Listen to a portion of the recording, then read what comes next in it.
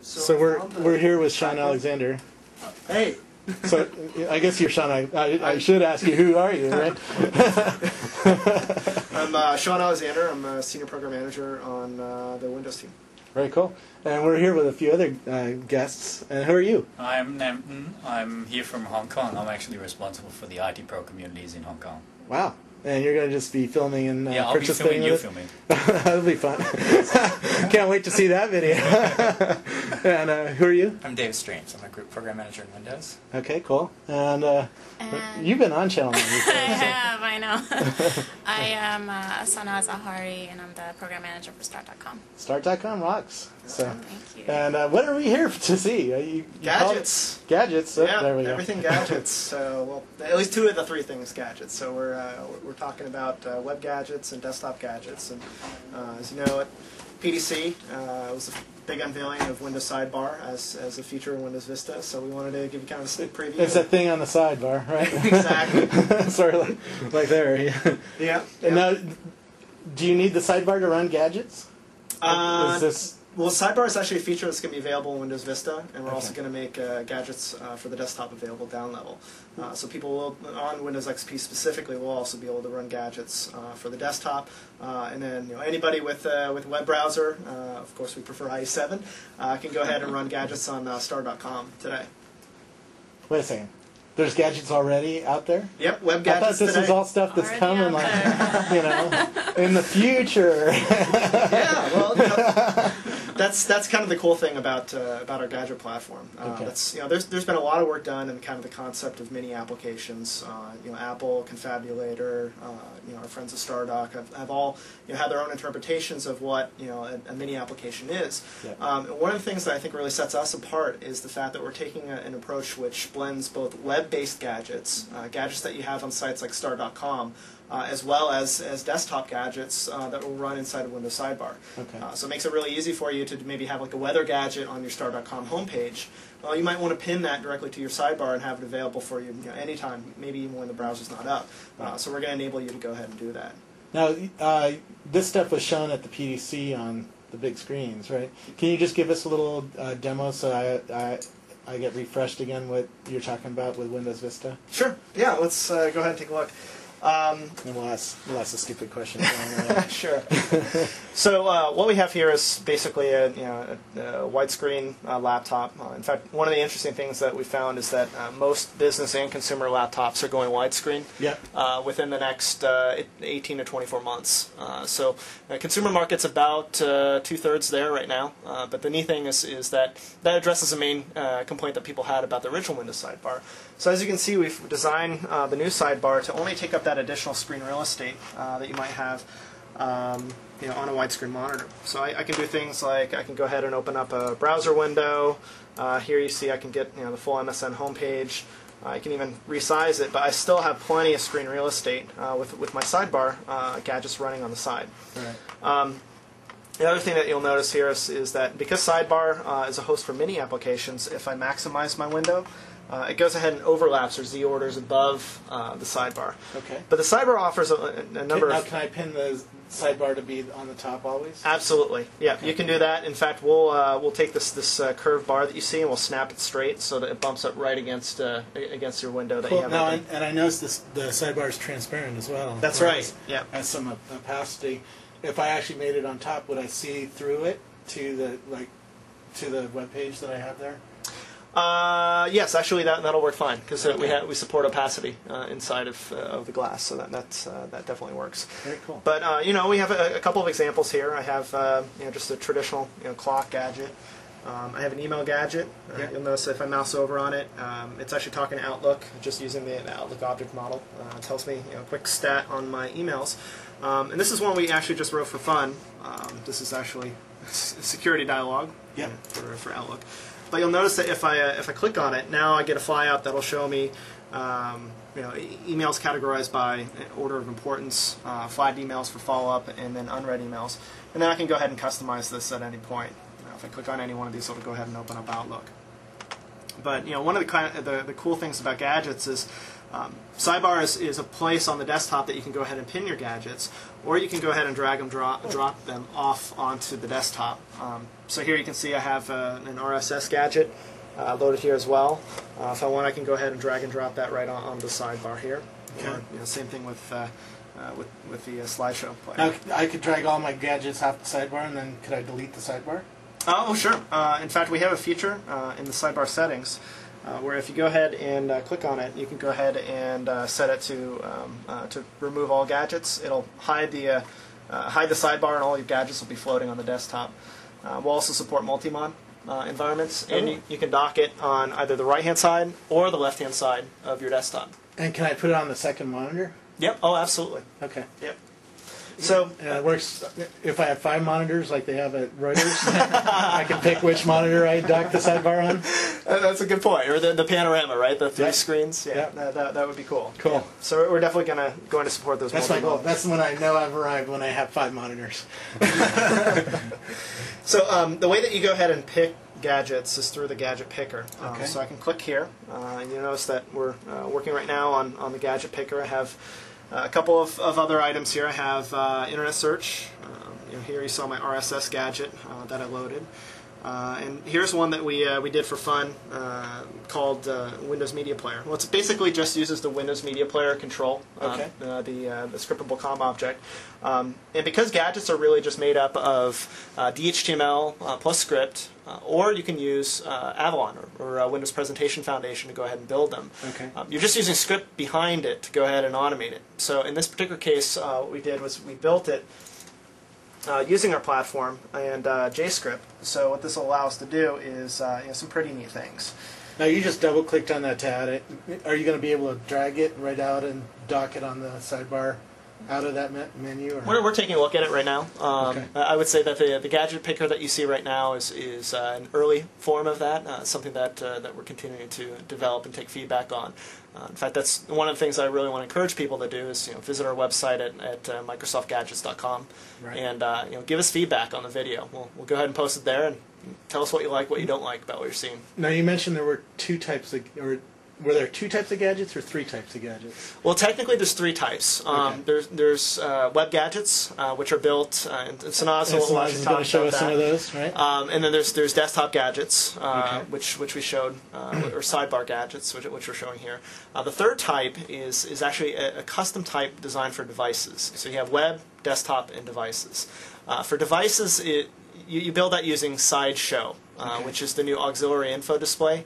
So the idea there is that on the front of my display, we we'll have a little interviewed that mini app. team, so Yeah, so what we're doing right now is the platforms are different right now, but it's something that we're looking at for the future, is making it easier for developers to build one gadget that's able to target all 3 platforms seamlessly. got it. And right now the drag and drop works between the sidebar and the desktop. It doesn't work with other devices, right? I couldn't drag a gadget over to my smartphone or something like that, right? Not right now, but that's definitely an interesting idea. I hope I don't ruin the patent for that one. So let's take a quick look at the media player gadget, because I really think this is one of the coolest ones. So here you notice I can go ahead and open up what we call in the Blade. We're actually borrowing that liberally from the Xbox team. The idea being that I can go ahead and open up this drawer and go ahead and play back some music, whatever I want to do. So one of the things that we did here was I can go in, select any music. Let's say I want a little Jimi Hendrix. Select a song, drag and drop it in here, and you notice I get the album art.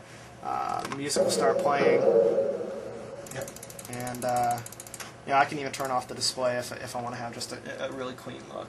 Right. But we wanted to do a little bit more with the gadget, so we said, well, wouldn't it be cool if we kind of had a little game built into it as well? So what we did was we worked with our partner to go ahead and build this cool game called Guess That Song. Right. Should sound familiar to many people. Yep. But the idea here is, if you have a 5-minute break, between meetings, why not just play a quick game and get in touch with music out of your music library? So here, what we're doing is just using the media library that's built into Windows Media Player. Again, just making JavaScript calls directly into their object model. And music's playing. I can go ahead and select and play, name that song. Very cool. So that gives a hint of some of the gadgets that people could build, right? Games. I could see a little Tetris gadget that you might be able to interact with. Could you build a rich gadget that has that kind of interactivity that would hang out on the sidebar? Oh, sure. Yeah, absolutely. Because, again, you can use anything from DHTML, so we're going to target a broad range of developers, all the way up to Windows Presentation Foundation, with which you get to use all expression and all sorts of great tool support, but you're also going to get vector-based graphics on top of that platform. Right. In fact, David, do you want to show them some of the examples in Windows Presentation? Sure, I can show a quick demo of that. Okay. While he's getting set up, can you? How do I find gadgets? Now, some will come with Windows Vista, I'm sure, right? Yep. And then how do I find more gadgets? So right now, I'm going to be a gadget king. I'm going to go for the biggest collection in the world of Windows gadgets. Actually, Chris Perlow is going to win that title. I know it. No kidding. I was actually talking to Chris just today about it. So we expect that people may get up into the hundreds of gadgets in the collection. So we want to make it easy for you to be able to manage them, but also find them. So right now we have a developer-focused site at MicrosoftGadgets.com. Okay.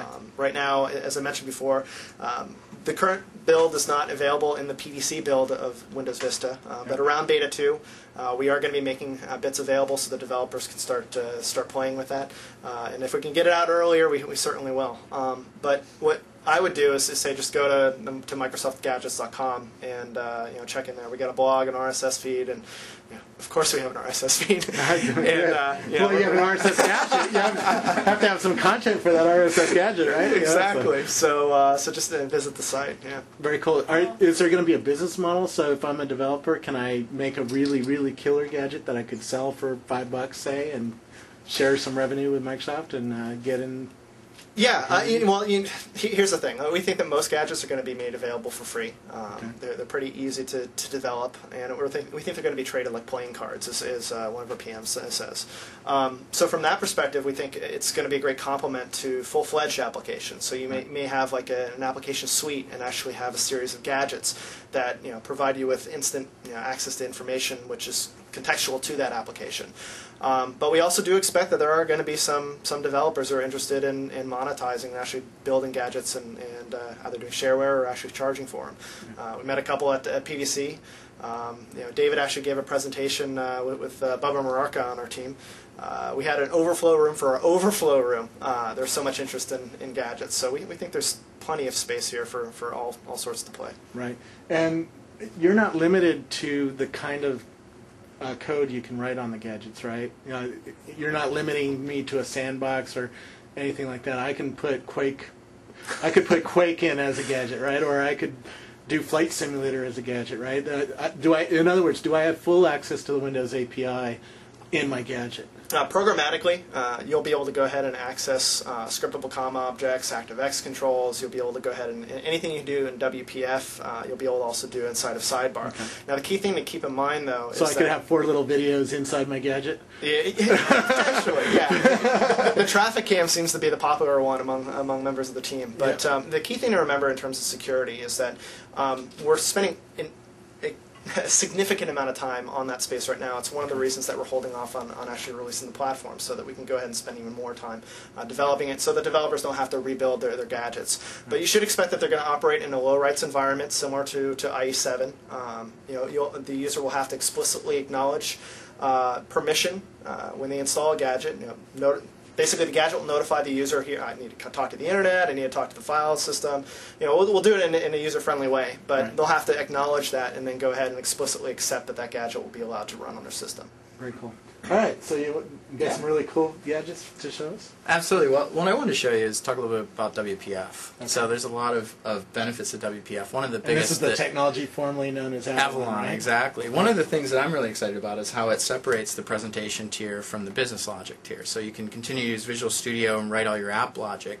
But when you're thinking about gadgets, they're very targeted, single-purpose mini applications. And so I don't think the challenge is really writing the CS code behind to control the behavior of the gadget. Really, I think the focus is on how do you really use the limited real estate that you have here. Yep. And how do you do really cool interaction models with the user? And so it's really the focus. I think the challenge is on the presentation tier. And with WPF, they've really separated that. And there's all kinds of tools that are going to be available to design the presentation tier. It'll be separate from Visual Studio. And so why don't we go ahead and load a simple XAML page. So again, this is written completely in XAML, and it's just basically a vector-based image with some cool little animations. But again, you can see how you can really make eye-popping graphics, and it's pretty simple. Just to show you how simple this code is, we can go ahead and take a look at it.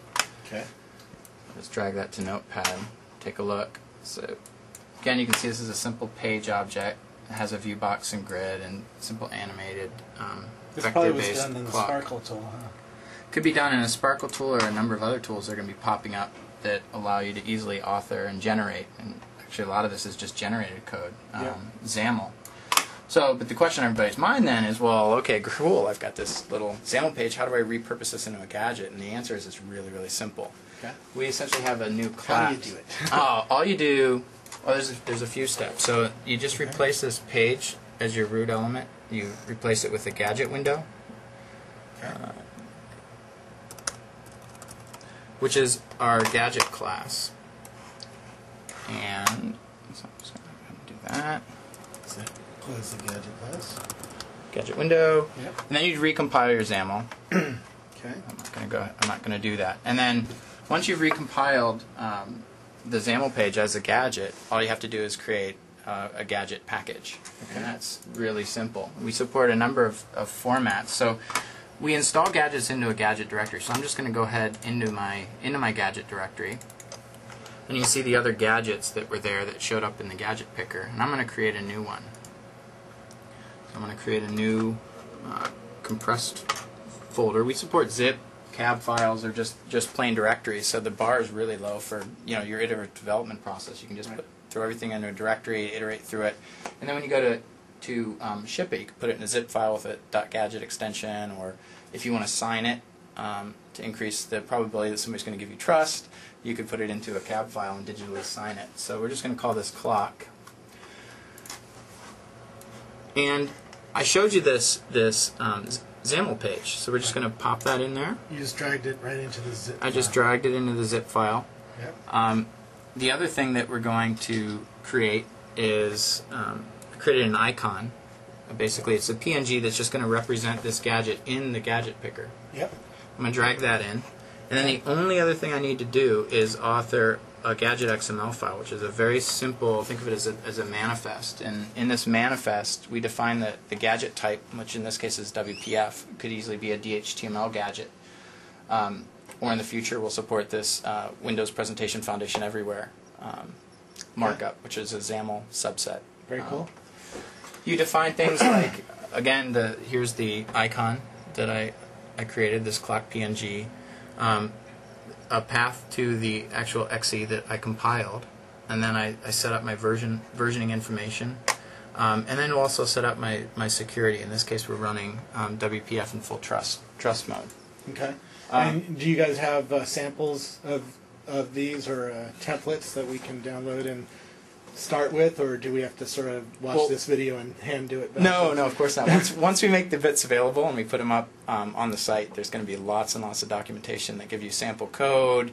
We're eventually going to have best practices and things up there as well. So, cool. so now when I instantiate the gadget picker, you see this new clock here, and when I double click on that, then it actually launches. So this is a WPF gadget now, and I put in some other CS in there too, so it wasn't just animating with the hand spinning. It's actually telling time. But I've also, just to show you kind of some of the cool things you can do with graphics here in WPF. Okay, this one's misbehaving a little bit. It was just showing you again some of the cool 3D animations you can do, and you can do things. Hey, it's early days. All kinds of reflections.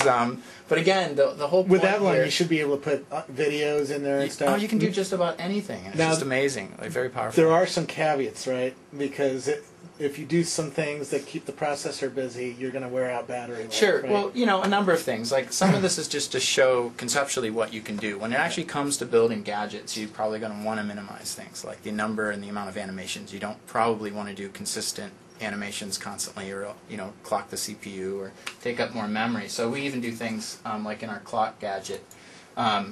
By default, we don't display a second hand, just again, so we can really optimize, or minimize the impact to the user's system. Right. Is there a power API that you can call into to see if the machine is on battery power, and then can you build two states? Well, we're still defining our That's something our that system. I just our interviewed system the tablet object, team, our and system they're- object model, but Yeah. you could also get at things through like Windows WMI. By writing a little bit of code, and we'll I just smart. interviewed the mobile team, and they're really freaked out about performance on battery life, because if you keep things running on a screen, Sure. it hurts your battery life. Sure. And having that kind of ability to Absolutely. have developers think about that. Absolutely, and we'll also allow you to handle events, so you'll know if the gadget's hidden, for example. Because if you fill up if you're choosing to use a sidebar and you fill it up, some of the gadgets will move to an overflow mode. And so what you can do is handle the fact that those gadgets are hidden, and thus limit your, maybe if it's a service-based gadget, you're going to want to limit your calls to the web, etc. So lots of exciting things to come. Very cool. So, what else is up here? Web gadgets. How How do you get started today? So Sanaz is here to pardon show that us. pun. What's that? Started today. So we've seen a Win32 gadget, and we've seen a WPF gadget. So these are DHTML gadgets, or? Yes. Oh, wow. So these are web gadgets. Now, do you have to be Scott Isaacs to understand how to code these things? Or? Actually, that's the beauty of it. You don't. Okay. You can write a gadget in as little as we had this guy write a gadget in 30 minutes. All you need to know is DHTML and JavaScript. It's just basically the standards that have been around for a long time, and now we're just making it really easy to plug into our framework. Very cool. But yeah, to give you some background, Scott is basically the guru behind our framework, and I know you did a really awesome video with Yeah, him. we have a video up so you can meet him and see how you guys built the framework underneath Start.com. Exactly. Basically, what helps us be so agile and ship every week is his framework, so it helps us a lot. So I'm going to give you a little demo of what you can do with web gadgets today. As we announced it at PDC, and basically what you can do today is you can go to start.com/PDC, or actually start.com/developer, where you get all the goods and the details about what do I need to build a gadget, and you really don't need much.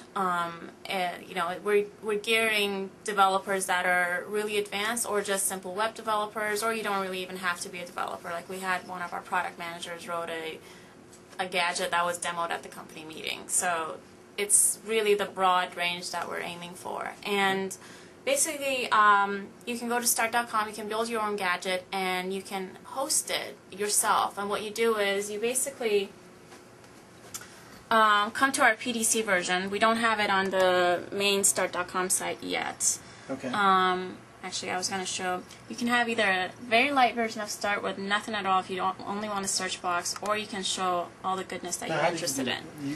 Basically, a simple toggle, show hide, no refresh, all in line. You guys are really good at Ajax developers, aren't you? Yeah, that's... Some people say we go overboard, but... So we're trying to tone it down a little bit. They're like, there are too many things flying around.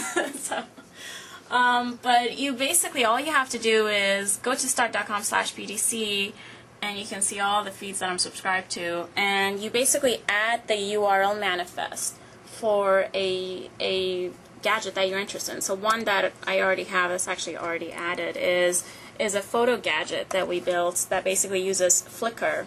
I already have it, and so maybe I should just delete it so that you can get the full experience. And you just subscribe. So the XML, this is the manifest that essentially defines what are the different resources of the gadget. So just kind of a quick summary of what Scott had mentioned is we essentially separate presentation and behavior and data. So the manifest essentially brings in those two layers of data and presentation together. And so this is what the manifest enables you to do, to figure out what are the different resources that I need. And as you can see, we're not even hosting the source files on start.com. So you just click subscribe I and it added did, it to. and you totally missed that, Oh, didn't that's you? okay. We sort of saw it in the car. Okay, so and it basically gets. So you don't have a place to go and do the drag and drop like you have with the Windows gadgets yet, right? Not yet. Okay. But you're working on it. I know you guys will have it in We 3 are. days. You can drag and drop the gadgets around the page. Though. So we have Yeah. we have a different paradigm. So we Okay. have the directory that's essentially within our sidebar today, Okay. and that's all of your directory. But then, I mean, we have drag and drop everywhere. So Inside the web page, then, Yes, right? yes. Yeah, I was thinking of, is So there we a have- directory of gadgets that Yes. you can pull up Yeah. and then drag them into the start.com? yes. So there's two things we're doing for that. Actually, we had one feature that we just had to pull out because it had some side effects. But you can actually drag anything on the sidebar onto the main page. That's something Okay. we're adding back in very soon. And the other problem is, as you talked about with Sean, what are we going to do once you have hundreds of gadgets? That's something we need to address because that's our goal. We want developers to be able to have as many gadgets as they want, and discovery is important. So that is something we're working on. Right. Probably not as nifty as what these guys have, but Now, if I had a Windows Vista machine and I had start.com up in the Right. browser window, would I be able to drag these gadgets from start.com and into my sidebar? Drag and drop's a little bit tricky because of security, Okay. but from a user model perspective, Sanaz is brainstorming right now with her team on offering an option to just go ahead and pin the gadgets Okay. that you have on your start.com homepage. So like weather, maybe the traffic map, being able to pin that directly into Sidebar. So at that point, the package would go ahead and download, the user would go through acknowledging security rights, and then it'll go ahead and load in the Sidebar. Okay. And is there anything developers need to think about today to make that easier in the future as you guys update your systems? see, I'd say that's probably the most beautiful part about it is that you can write it once and run it, either on the web or on the desktop because Okay. we will support Atlas just like Sidebar will, and you can write it for the web, and it's easy as a drag and drop metaphor, but it probably won't be drag and drop since it's not only security, but it's also kind of confusing since we have drag and drop on the page. So we're trying to figure out some cool UI paradigms for that, but that's definitely, we want to essentially make the line between the web and the desktop more transparent. It's all about services, and users shouldn't really have to think about, it's on my desktop and it's not really on the web. So we want to add that value of But clearly roaming. you guys are heading toward the Windows Vista sidebar being able to host DHTML gadgets. Absolutely. Oh, Right? yes. So the gadgets I'm seeing today, like your little traffic cam Oh, yeah. here, will be able to be put on the Windows Exactly. Vista. Exactly. One of the cool things you'll also be able to do is stab I got my the eye. tripod here. We're hitting David with the tripod here. No, I was going to say one of the cool things that we're also going to support is targeted presentation layer. So Sanaz just talked about the beauty of separating out behaviors and application logic from the presentation layer. It's going to be possible for you to have a traffic cam here that maybe is a specific size, and then once you want to get to the 150 pixel width that we advise for sidebar gadgets, you can go ahead and stuff that inside the same gadget file. Now, are you locked to that pixel size for gadgets? Nope. Actually, we're going to recommend 150 pixels for the sidebar. We're going to have a full design guideline document and templates available for developers. But if you're undocking from sidebar and just floating on the desktop, you can go ahead and resize like I did with the slideshow gadget. And I noticed the gadgets hang over the edge of the sidebar. Right. That's an area we're taking a lot of feedback on right now. So Okay. I encourage people to give us their feedback on both the curved design of the sidebar, the behavior that we just described, as well as the overhang. Based upon what we saw at PDC, it was about 50-50. In terms of people who either liked the curved design or didn't. And the same thing with the overhang. Some people thought it was really cool and kind of edgy, but no pun intended. Oh God, that was bad. You should just move on now. All right. Well, let's see some of these cool web DHTML gadgets. So, how many gadgets have people made since the PDC? Because you guys had the Developer Center over Quite it. a few. So we will be making, I would say, we're going to make some improvements to our Developer Center. Right now we're not encouraging people to submit them because there's no place to showcase them. So they email me a lot, or they email the feedback alias. You don't sleep, right? I know.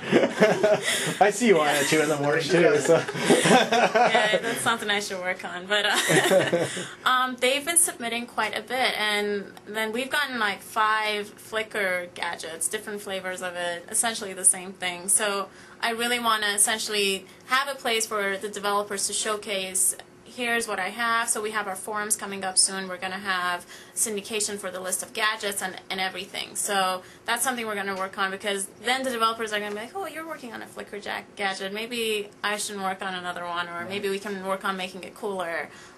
So those are some improvements we're making, but we are very impressed by the numbers that we have seen so far, and some really, really great ideas that I'm going to show you some of them actually. Oh, let's see.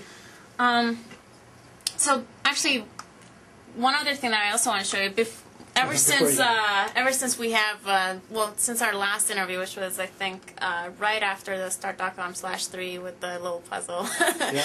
the infamous puzzle, we've had 3 releases since then. So we had a release right after that was essentially a facelift, getting rid of the puzzle and just some quick feedback, and then we shipped on start.com. So no more slashes, no more puzzles.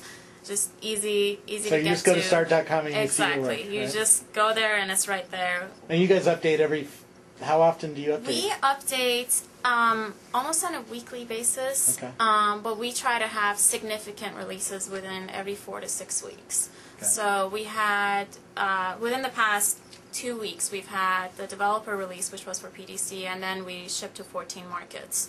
So now you can have start in Japanese, Italian, a bunch of other languages that I somehow don't remember, even though I looked at the markets every day. But so those are some of the things we've been working on, and some improvements that we have made on the site is how to make it a better, our goal is to be a web aggregator, so it's how to be a better RSS aggregator first, because that's basically one of our primary ways of aggregating the web. So some features we've added is that we've added feed read on read. So now you can actually see it in the headlines. I have 5 that I haven't read yet, or I want to see more headlines. So you can just easily plus minus. So we're all about, very easy to use UI. That it's just brain dead simple and it's optimized for the most common experience. So just some simple features that we've been adding. I actually don't remember how many features we've added since the last time we interviewed. A few dozen. Yeah. Oh, actually, one of the things that is really cool is that we've added subscribe from search. So let's say I search for what's something. Oh, your Slingbox maybe. And we can just look for feeds, and you can actually see feeds that include that, and you can subscribe to it right there. Wow. So we find that paradigm extremely powerful, because we see that as the way for people to discover feeds. I mean, today some sites have a directory of feeds. That's just not going to scale. The way that RSS is picking up, search is really the way to discover it. Yeah. Do you have OPML import? Yes, definitely. We do have OPML import. We have and export. I know you sent me some suggestion. I haven't read it yet, but I know you had something about OPML. So you export as well? We do, actually. So if I wanted to switch to Yahoo's page, I could export all my feeds? And I mean, I wouldn't recommend it, but you could. You definitely could. And vice versa, right? Because they have export too. That's what I sent you this morning. They have export too, so you can import your feeds into have that. Start. We actually have that. It's a little bit hidden. If you click on Advanced, that's basically, here you click here to export, and it exports everything that's in your, essentially, your list of subscriptions. Got it. And you can import as well. Okay.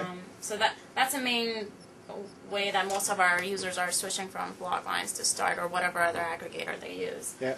Is there a limit to how many you can import? Because I have something like 1,380. You'd be a great test. I'm going to go try it out. Because some of the aggregators, I think, I don't want to say it, but one of the aggregators only let me import 1,000 feeds, and that made me mad. I know you haven't switched to Start yet, so I really want you to switch. We'll go the extra mile. So. I'm waiting. It's getting close. All right. Every time I see you, I see something else cool here. So. One more cool thing about Start is, let's say we're like I don't know, wondering about what's going on in the news, the nano and the broken screens maybe. And you can go to the news tab, for example. Okay. Please. There's a lot of news on Nano today. Oh, yeah. So. Okay, there we go. You picked a hot. Yeah, I know. And if you add it to my page, now you're essentially subscribed to a search result. Ooh. So And where does that search result come from? This is driven by MSN Search. MSN Search or MSN News? Well, actually, the news tab specifically is driven by Moreover. Okay. But you see the concept. And soon we will be hopefully using MSN Search. I'm sure they're probably working on it. Yeah, they're working on a few things that we're not allowed to talk about yet. Okay, can you cut that? No, you're safe so far. You haven't said any of the secret words yet. So. Good. I interviewed them last week, so they have a bunch of stuff coming out. But cool. So now you can subscribe to your news and be up to date every day about what's going on. So we find this paradigm to be really powerful. We want this to take this to the next level, such that you can search to essentially anything. You can search to something you want to shop for, something that on an article, whatever.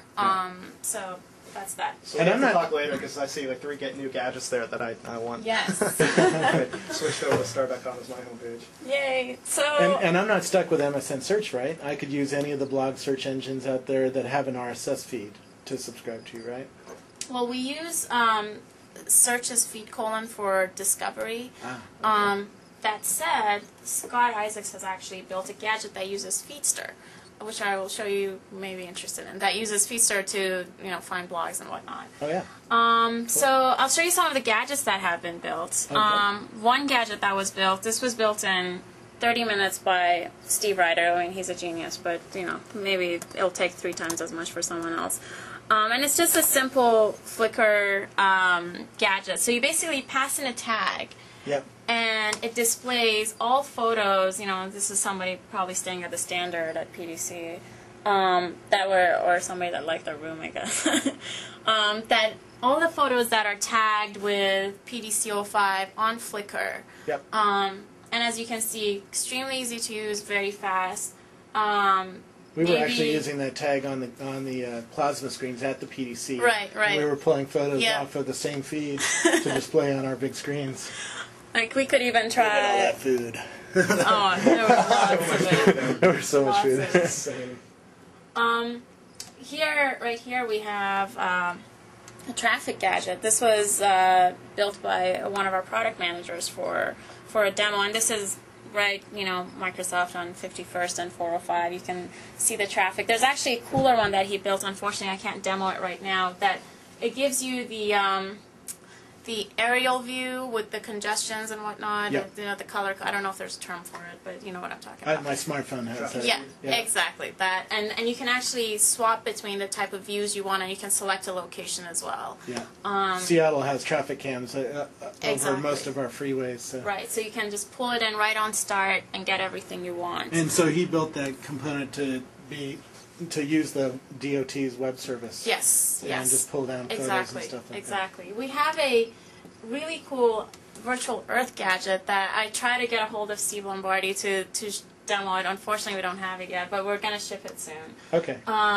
There's another version of the traffic. Actually, I guess this is the one I was talking about. But we have one that's actually the combo of this one and that one, and you can swap between the two, and you can pick your location. Got it. Again, it just goes to show how easy it is to build whatever you want. We've had media player versions. It's beyond just data. That's what we want to show our users. One other one that I want to show that's anything you can display on a web page, you could display. Exactly. The last one I would show is, I do have the Feedster search right there, this was built again by another, developer. It's just a little word game. That every day he has essentially a word of the day, and the 3x3 grid, and you can find 35 words in it. I'm not very good at it. I try it every day. I get to up to 20 words, and then I'm stuck. Wow. But it's just a cute way of finding words and seeing if it's in the grid or not. Right. One other feature I would show. This was actually built by Scott Isaacs. So this is a themer. So we got a ton of complaints once we shipped Start.com that people were like, oh my god, what's with the font? Because we went to Arial from Verdana. And then we're like, we're never going to be able to satisfy everyone. And Scott is like, the next day, he emails me and he's like, I have a new gadget for, controlling your entire look and feel. I'm like, oh, great. So now you can make those 4 guys who want Comic Sans as their font of choice. Exactly. You want Courier New, if you want Tahoma. Believe me, there's 4 out there. And it's so, this was kind of a geeky way, I would say. We would add a more usable, average Joe can use it type of UI on top of it, but hey, if you want Comic Sans as your font, you have to just deal with it. But to show you how fast it is, so let's say I want to change the color of this search bar. Yep. And, whoops, where did I go? And I say, like, black. And apply. Yep. It's all in line. Like, very fast. You don't have to go to the traditional... we're trying to kind of redefine the traditional web page of edit, save, mode. It's just one step. I get what I want. Now, how do you do that without refreshing the web page? It's all Ajax. It's all Ajax. all thanks to Scott, thanks to Atlas, all that. HTML. Exactly. So DHTML and... That's really neat because that gives you an idea of the power of these gadgets that could be running in your page. You don't necessarily need to wait for the user to refresh. You can make things live. We actually have auto refresh on our feeds now. So that was, again, one of our top requested features. Like, I want to know when a feed is updated without having to refresh the page, and that's easy to do. We have that enabled today, so yeah. So cool. They might put Windows out of business or something. We're part of Windows. That's true. You're part of our team now. Thank God. Well, thanks. This is cool stuff. Thank you. Looking forward to a lot more web gadgets. Awesome. So, well, we have a release. Now, what do you call these? Are they called web gadgets or DHTML gadgets? The name has gone through many different versions. They started out as startlets. They weren't all that popular, but initially Scott calls them bindings.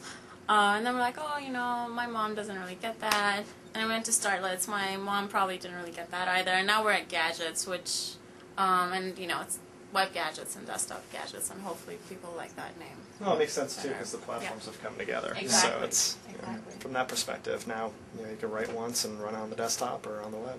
Very cool. Well, thanks for taking some time and showing us the world. Thank you. Is there anything else that we need to know for right now?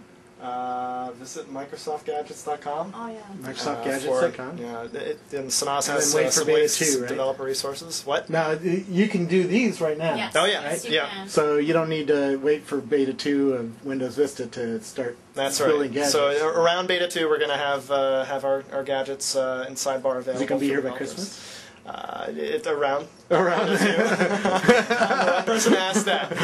I know some folks that were building on. Is Santa going to have a present for me? Schedule's holding fast, so we're, as you can see, moving fast and nimbly. So we're pretty excited about that. Very cool. Well, thank you very much, and thanks for showing us this stuff. Thanks.